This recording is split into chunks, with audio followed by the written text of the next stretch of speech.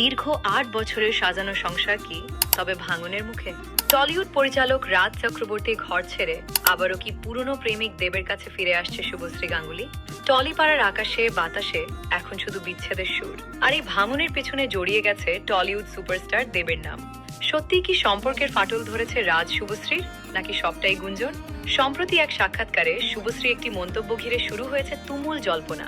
তিনি বলেন, দুজন মানুষ যদি একসঙ্গে ভালো না থাকতে পারে তাহলে সম্মানের সঙ্গে আলাদা হয়ে যাওয়াই ভালো। শুভশ্রীর মুখে এই বক্তব্য শুনে ভক্তদের আর বুঝতে বাকি নেই, রাজ ও শুভশ্রীর সংসারে বড় ফাটল ধরেছে। কিন্তু প্রশ্ন হচ্ছে, হুট করেই কেন ৮ বছরের বৈবাহিক সম্পর্কের ইতি টানতে চলেছেন দুই সন্তানের জননী শুভশ্রী? আর এর পেছনে আলোচনায় উঠে এসেছে টলিউড সুপারস্টার দেবের নাম।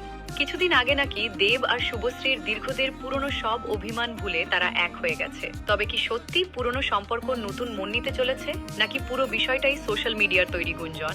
রাজ ও শুভশ্রীকে নিয়ে ছড়িয়ে পড়া এইসব খবরের পিছনে কি সত্যি কোনো সত্যতা রয়েছে, নাকি সবটাই গুজব?